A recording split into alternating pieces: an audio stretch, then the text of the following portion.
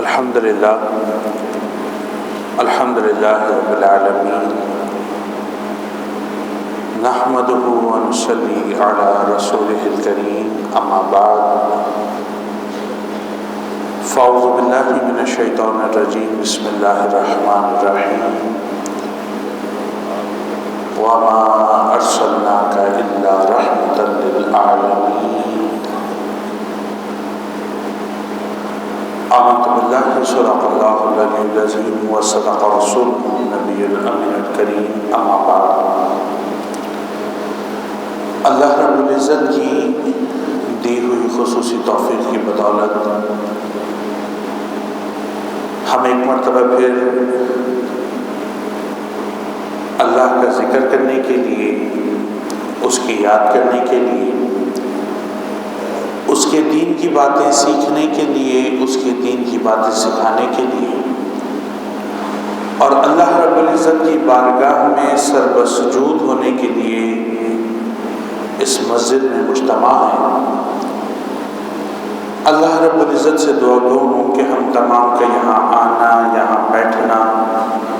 کلام کرنا اور کلام سننا اللہ رب العزت اپنی بارگاہ میں قبول و مقبول فرمائے۔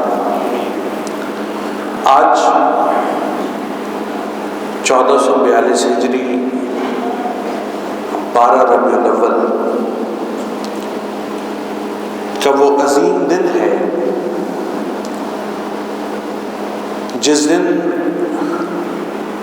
اللہ رب العزت نے حضور علیہ السلام کو تمام عالمین کے لیے رحمت بنا کر بھیجا۔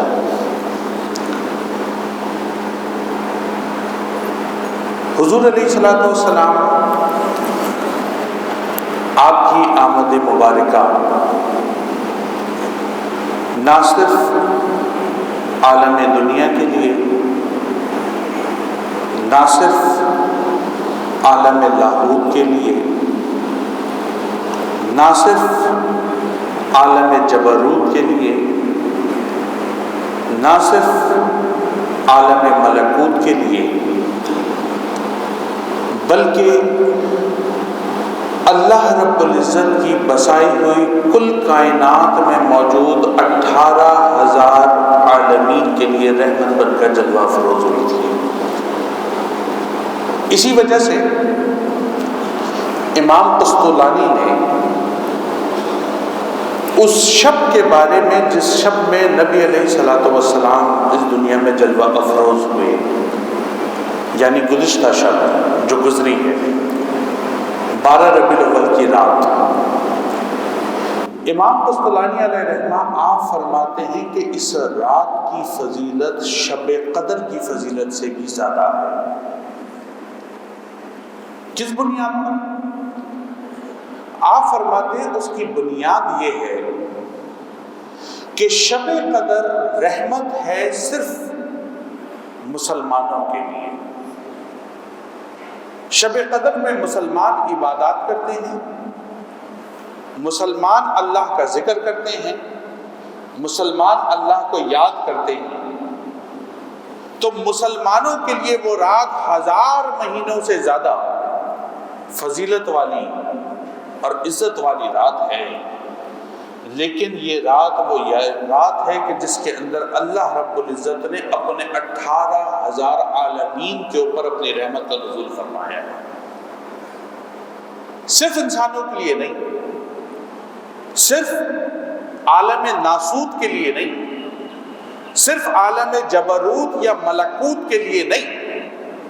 بلکہ اللہ رب العزت نے جتنے عالمین بسائے ہیں، قرآن کہہ رہا ہے کہ آپ کو نہیں بھیجا مگر ان سارے عالمین کے لیے رحمت بنا کر بھیجا ہے۔ پھر آپ فرماتے ہیں کہ دوسری وجہ یہ ہے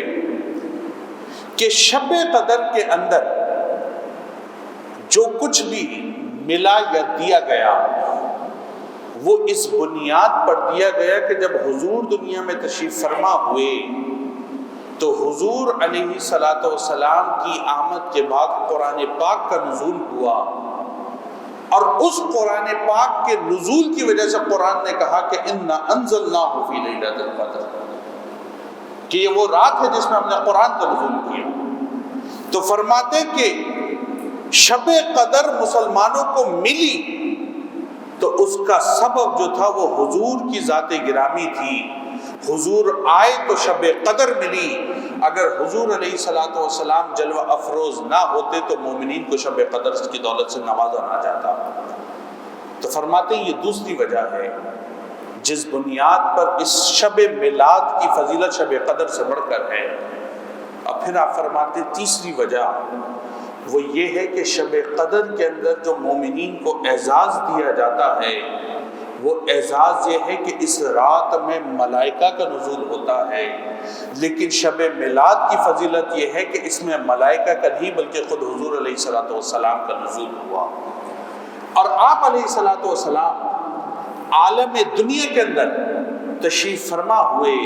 فرماتے اس وجہ سے اس رات میں عبادت کرنا شب میلاد کی عبادت وہ شب قدر کی عبادت سے زیادہ فضیلت والی ہے. اسی لیے امت مسلمہ کا یہ ہمیشہ سے دستور رہا. یہ بات ہم نے گزشتہ جمعے بھی کی تھی, یہ بات ہم اس جمعے بھی کر رہے ہیں کہ امت مسلمہ کا یہ ہمیشہ سے دستور رہا کہ جب بھی شب میلاد آتی اور اس کے بعد حضور علیہ الصلوۃ والسلام کی ولادت کا دن آتا تو امت مسلمہ کا عمومی مزاج یہ رہا کہ امت مسلمہ نے حضور کی آمد اور ولادت کے موقع پر محفل میلاد کا انعقاد کیا ہے. طریقہ الگ ہو سکتا ہے, انداز جدا ہو سکتا ہے. کوئی صرف درود پاک پڑھ کر محفل میلاد منا رہا ہے, کوئی صرف قرآن پاک کی تلاوت کر کے محفل میلاد منا رہا ہے, کوئی صرف نوافل کی ادائیگی کر کے حضور کی آمد پر اللہ کا شکر ادا کر رہا ہے, کوئی صرف قرآن پاک کی تلاوت کیے جا رہا ہے اور تلاوت کر کے شکر ادا کر رہا ہے, اور کوئی ایسا بھی ہے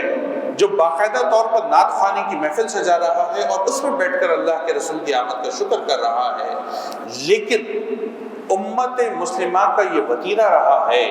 اور امت مسلمہ کا یہ طریقہ رہا ہے کہ انہوں نے ہمیشہ نبی علیہ الصلوۃ والسلام کی آمد کے اوپر خوشیوں کا اظہار کیا اور ہمیشہ حضور کی آمد کے اوپر اللہ کی بارگاہ میں شکر بجا لائے. اور یہ وہ بات تھی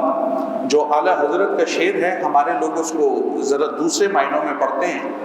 اعلیٰ حضرت کا مطلب قطعاً کسی کی مخالفت کرنا نہیں تھا, بلکہ اعلیٰ حضرت کے شعر کا مطلب یہی تھا کہ سوائے ابلیس کے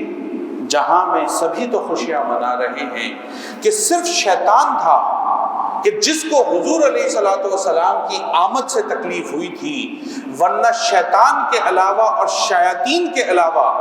کسی انسان کو حضور کی آمد سے اس طرح تکلیف نہ ہوئی. اور پھر مسلمانوں کے اندر تو یہ ہمیشہ طریقہ رہا کہ مسلمانوں نے نبی علیہ الصلوۃ والسلام کی آمد پر شکر اللہ کا ادا کیا, اور اس کی وجہ یہ تھی کہ مسلمانوں کو جو بھی رحمت اللہ کی بارگاہ سے ملی اس کا سبب حضور علیہ الصلوۃ والسلام کی ذات گرامی تھی. اب تاریخ ہمیں یہ بتاتی ہے کہ ایسا نہیں ہے کہ حضور علیہ الصلوۃ والسلام کی آمد مبارکہ کے بعد, یعنی ظاہری آمد مبارکہ کے بعد ان رحمتوں کا نزول ہوا, بلکہ تاریخ دنیا اگر ہم اٹھا کر دیکھتے ہیں اور کتب حدیث کو ہم اٹھا کر دیکھتے ہیں تو ہمارے اوپر یہ بات واضح ہوتی ہے کہ حضور علیہ الصلوۃ والسلام کے دنیا میں ظاہراً جلوہ افروز ہونے سے پہلے بھی حضور علیہ الصلوۃ والسلام کی ذات مبارکہ کے طفیل لوگ اللہ کی رحمت کو طلب کیا کرتے تھے. جب حضرت آدم علیہ الصلوۃ والسلام اس دنیا میں تشریف فرما ہوئے تو قرآن نے پورا واقعہ بیان کیا ہے, اور حضرت آدم علیہ السلام کی اس لغزش کے بارے میں نسیہ کا لفظ استعمال کیا کہ آدم علیہ السلام بھول گئے تھے, یعنی اللہ کی بارگاہ میں ان کو بھلایا گیا تھا اور انہوں نے اس درخت سے وہ پھل کھایا تھا کہ جس درخت سے پھل کھانا آپ کے لیے ممنوع قرار دیا گیا تھا. فرماتے ہیں اللہ کی جناب سے ایک حکم تھا, ایک نظام تھا. جب آدم علیہ السلام دنیا میں تشریف فرما ہوئے, امام بغوی لکھتے ہیں کہ آدم علیہ الصلوۃ والسلام آپ روتے تھے اور اپنی اس لغزش پر جو اللہ کے پلان کے مطابق آپ سے کی گئی تھی یا ہوئی تھی, آپ اس پر آنسو بہاتے تھے. تو محدثین نے لکھا ہے وہ آنسو اس کثرت سے بہتے تھے کہ حضرت آدم علیہ السلام جس مقام پر بیٹھ کر روتے تھے اس کے اطراف میں سبزہ اگنا شروع ہو گیا تھا آپ کے آنسوؤں کے پانی کی وجہ سے۔ جب رونے کی انتہا ہو گئی، جب آنسو بہانے کی انتہا ہو گئی، تو امام بہقی اور ابن عساکر نے لکھا ہے، فرماتے حضرت آدم علیہ السلام نے اللہ کی بارگاہ میں یہ دعا فرمائی کہ اے میرے رب، میں تجھے محمد مصطفیٰ کا واسطہ دیتا ہوں، میری لغزش کو معاف فرما دے۔ حدیث شریف میں آتا ہے کہ اللہ رب العزت جو سب کچھ جانتا ہے، سب کچھ جاننے کے باوجود آدم علیہ السلام سے یہ استفسار فرمایا کہ اے آدم، آپ نے جو اپنی دعا میں محمد رسول اللہ کا واسطہ دیا ہے، ذات محمد صلی اللہ علیہ وسلم کا جو واسطہ دیا ہے، آپ نے اس واسطے کے اندر کیا حقیقت کو جانا جو آپ اپنے رب کی بارگاہ میں محمد کا نام صلی اللہ علیہ وسلم پیش کر کر واسطہ دے رہے ہیں؟ تو حضرت آدم علیہ السلام کے جو الفاظ ہیں کتب حدیث میں موجود ہیں کہ آپ نے فرمایا اے میرے رب، جب تو نے میرے جسم کے اندر روح کو پھونکا، میرے جسم کے اندر روح آئی، میں نے اپنی آنکھوں کو کھولا تو عرش کے پایوں پر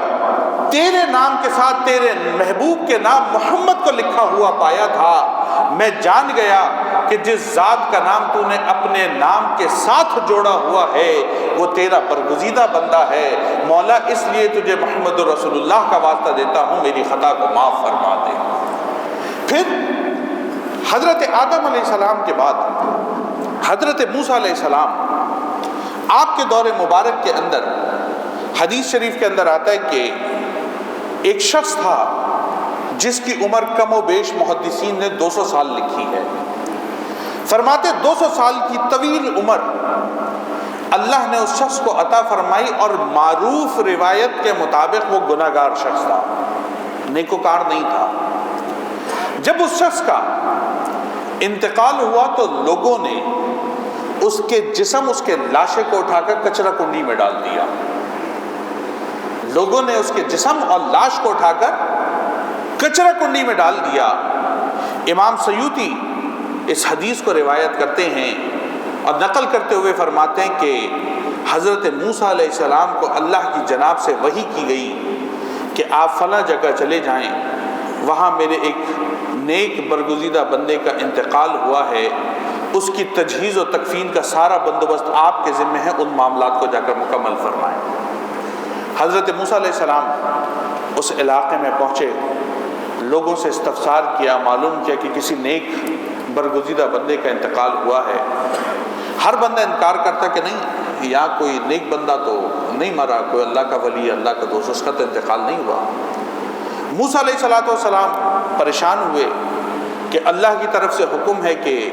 ایک نیک بندہ یعنی موسیٰ علیہ السلام کو حکم دیا جا رہا ہے کہ میرا برگزیدہ بندہ ہے، آپ جا کر جنازہ پڑھیں، تجہیز و تکفین کا بندوبست کریں،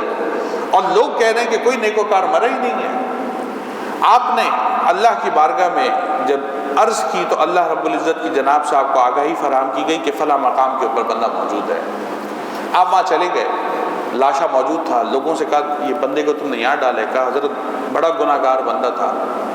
کہا کیا معاملہ ہوا؟ کہا 200 سال کی عمر اس شخص نے پائی اور ہمیں اس کی زندگی کے اندر کوئی خیر کا پہلو نظر نہیں آتا تھا، ہم نے اس کو اسی طرح سے چھوڑ دیا۔ بہرحال موسیٰ علیہ السلام، اللہ کا حکم تھا، آپ نے کچھ لوگوں کی مدد سے اس کی تجہیز و تکفین کا بندوبست کیا، تدفین ہو گئی۔ اللہ کی بارگاہ کے اندر حاضر ہوئے اور دستبستہ عرض کیا، میرے رب، آپ فرماتے ہیں کہ یہ آپ کا برگزیدہ بندہ ہے، اور لوگ یہ بتا رہے ہیں کہ یہ بندہ گناہ گار ہے، میرے رب تیرے معاملے، تیری حکمت تو بہتر جانتا ہے، معاملہ کیا ہوا؟ حدیث شریف کے اندر آتا ہے، امام سیوطی نے پورا واقعہ خصائص الکبریٰ میں نقل کیا۔ آپ فرماتے ہیں کہ اللہ کی جناب سے آپ پر یہ وحی کی گئی کہ اے میرے نبی، بات ویسے ہی ہے جیسے لوگ کہتے ہیں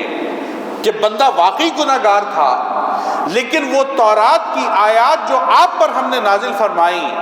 یہ ان تورات کی آیات کو جب رات میں چھپ چھپ کر پڑھتا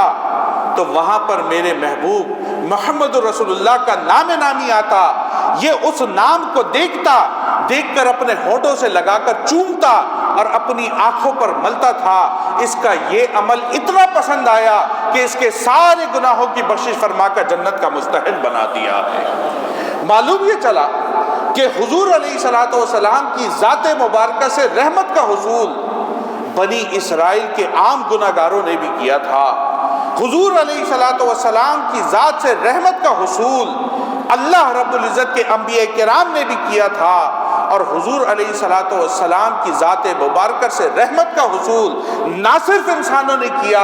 بلکہ اللہ کی ساری مخلوقات نے کیا۔ اسی لیے تو قرآن نے آپ کے بارے میں فرمایا کہ وَمَا أَرْسَلْنَاكَ إِلَّا رَحْمَةً لِّلْعَالَمِينَ، کہ اے ہمارے رسول ہم نے آپ کو نہیں بھیجا مگر عالمین کے لیے رحمت بنا کر بھیجا ہے۔ اسی لیے جب نبی علیہ الصلوۃ والسلام آپ کی ولادت ہوئی تو محدثین نے جو ولادت کا وقت بیان فرمایا ہے وہ فجر سے کچھ پہلے کا ہے، تہجد کے جو آخری لمحات ہیں اور فجر طلوع ہونے والی ہے اس سے کچھ پہلے کا ہے۔ محدثین نے اس واقعے اور اس حدیث کو بیان کرتے ہوئے اس کی شرح میں لکھا، فرماتے حضور کی آمد کا وقت جو اللہ کی جناب سے منتخب کیا گیا، جس کو مختارات الہیہ کہا جاتا ہے، وہ وقت ایسا تھا کہ رات کی تاریکی وہ ڈھلنے لگ گئی تھی اور صبح کا نور وہ روشن ہونے والا تھا، گویا مصطفیٰ دنیا میں آ رہے تھے تو ظلمتوں کا خاتمہ ہونے والا تھا اور اللہ کی رحمتوں کا نزول ہونے والا تھا۔ اسی وجہ سے جب حضور علیہ الصلوۃ والسلام تشریف فرما ہوئے تو حضرت عثمان بن العاص رضی اللہ تعالی عنہ آپ کے بارے میں آتا ہے، آپ فرماتے میں چھوٹا تھا، میں کم عمر تھا، اور میری والدہ ماجدہ حضور علیہ الصلوۃ والسلام کی والدہ ماجدہ کے پاس اس وقت میں موجود تھی جب رسول اللہ صلی اللہ علیہ وسلم کی ولادت ہو رہی تھی۔ فرماتے میری والدہ اکثر مجھ کو بتاتی تھی کہ جس وقت نبی علیہ الصلوۃ والسلام کا ظہور ہوا، آپ عالم دنیا میں تشریف فرما ہوئے، آپ فرماتی ہیں میں آسمان پر دیکھتی تھی کہ آسمان کے تارے وہ زمین کی جانب اس طرح سے دوڑے چلے آتے تھے کہ مجھ کو یہ خوف لاحق ہوتا تھا کہیں کوئی تارا ٹوٹ کر میرے اوپر نہ گر سکے۔ فرماتی ہیں مجھے کچھ نظر نہیں آتا تھا، لا ارا الا نورا، کچھ نظر نہیں آتا تھا، ہر طرف مصطفیٰ کا نور نظر آیا کرتا تھا۔ وہ نورانیت تھی، وہ اللہ کی طرف سے نور کی برسات تھی جو نبی علیہ الصلوۃ والسلام کی آمد مبارکہ کے وقت اس پورے علاقے میں ہو رہی تھی، اور دیگر روایات کے مطابق شام اور مصر اور دیگر جو بھی محلات تھے وہ نبی علیہ الصلوۃ والسلام کی آمد کے وقت اللہ کے نور سے منور ہو گئے تھے۔ ایک طرف حضور علیہ الصلوۃ والسلام کی ذات کی یہ شان، یہ رتبہ، یہ مقام، اور دوسری طرف ہمارے وہ نادان دشمن، وہ بیچارے دانا دشمن میں نہیں ہیں، وہ نادان دشمن ہیں جو حضور علیہ الصلوۃ والسلام کی ذات کے حوالے سے طعن و تشنیع کرتے ہیں اور ایسے خاکے مرتب کرتے ہیں جو کہ بلاسفیمی کی کیٹیگری کے اندر داخل ہوتے ہیں۔ یہ نادان دشمن نہیں ہیں، دانا دوست تو ہے ہی نہیں، یہ نادان دشمن ہے، یہ تیسری کیٹیگری ہے کہ دشمن بھی ہیں لیکن بیوقوف دشمن ہے، اس کو یہ پتہ بھی نہیں ہے کہ وہ اعتراض کس کے اوپر کر رہا ہے۔ اسی لیے یہ ایک بڑا خوشائن پہلو گزشتہ 2-3 روز میں ہمیں نظر آیا کہ کئی دنیا کے ممالک میں سرکاری طور پر حکومتوں نے اس فرانس کی حکومت کے لیے تحفے میں حضور علیہ الصلوۃ والسلام کی ذات اور سیرت طیبہ سے متعلقہ کتب کو روانہ کیا ہے کہ بھائی آپ جس ذات کے اوپر اعتراض کر رہے ہیں کم از کم اس کی بایوگرافی اٹھا کر ہی دیکھ لیجئے۔ ان کے پاس تاریخ میں ایک شخص ایسا نہیں ہے جس کو یہ مقتدا بنا کر پیش کر سکے۔ یہ کس کو کھڑا کریں گے؟ شیکسپیئر کو؟ یہ کس کو کھڑا کریں گے؟ ایرسٹوٹل کو؟ کس کو کھڑا کریں گے؟ بقراط کو؟ آپ آرشمیڈس کی بات کریں گے، کون سا دانشور ان کے پاس موجود ہے، کون سا فلسفی ان کے پاس موجود ہے، کون سا ایسا ایک شخص ان کے پاس پورے مغرب کے پاس موجود ہے جس کو یہ دنیا کے اندر مقتدا بنا کر پیش کر سکیں کہ اس کی زندگی کے اندر ہر پہلو میں تمہارے لیے نمونہ اور ہدایت موجود ہے، تم اس کو اپنا لو تو دنیا اور آخرت میں کامیاب ہو جاؤ گے۔ یہ جلتے ہیں، یہ جلتے ہیں، یہ ڈرتے ہیں، یہ اس بات سے خوف کھاتے ہیں کہ جتنی بکواس، حضور علیہ الصلوۃ والسلام اور اسلام کے خلاف بکتے ہیں، ہمیشہ اس بکواس کا نتیجہ یہ آتا ہے کہ مسلمانوں میں محبت رسول مزید بڑھ جایا کرتی ہے۔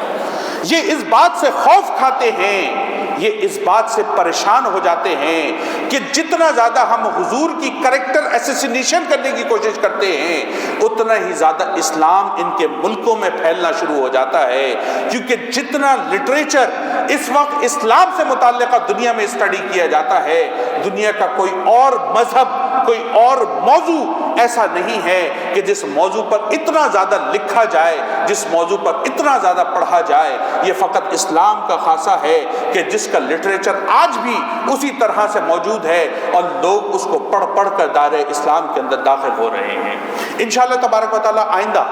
جمعۃ المبارک کو اللہ نے توفیق دی تو ہم بلیسفیمی کے اوپر پورا اپنا موضوع گفتگو آپ کی خدمت میں پیش کریں گے، اور قرآن کے ساتھ بائبل میں جو اس حوالے سے متعلقہ احکامات ہیں وہ بھی آپ کی خدمت میں پیش کریں گے۔ آج کیونکہ حضور کی ولادت کا موضوع تھا، اس وجہ سے اس موضوع پر ہم گفتگو نہیں کر سکے، لیکن وہ احکامات جو قرآن کے ساتھ بائبل کے اندر اس حوالے سے موجود ہے، کیونکہ اس میں عموماً کرسچن ورلڈ کے لوگ، چارلی ہیبڈو اور پورا جو وہ رسالہ ہے، ادارہ ہے جس کے بعد یہ کارٹون بنے اور پھر آگے آج تک اسی تشہیر ہو رہی ہے، اس حوالے سے کچھ باتیں انشاءاللہ آپ کی خدمت میں گوش گزار کریں گے۔ اللہ رب العزت سے دعا ہے کہ ہم تمام کو حضور علیہ الصلوۃ والسلام سے سچی اور پکی محبت کرنے کی توفیق مرحمت فرمائے، اور حضور علیہ الصلوۃ والسلام کی آمد کے حوالے سے اسی طرح خوشیاں مناتے رہنے کی توفیق مرحمت فرمائے۔ آخر میں صرف اس بات کو ذہن میں رکھیں کہ وہ اپنے طور پر جو کر رہے ہیں ان کو کرنے دیں، لیکن میرے اور آپ کی ذمہ داری ہے کہ ہم زیادہ سے زیادہ حضور کی سنت کو زندہ کریں، حضور کی سیرت کو زندہ کریں، حضور کے طریقے کو زندہ کریں، اور حضور علیہ الصلوۃ والسلام پر زیادہ سے زیادہ درود و سلام بھیج کر اللہ کی رحمت کو حاصل کرنے کی توفیق حاصل کریں۔ اللہ رب العزت ہم تمام کو یہ تمام معاملات کرنے کی توفیق مرحمت فرمائے۔ وآخر دعوانا ان الحمد للہ رب العالمین۔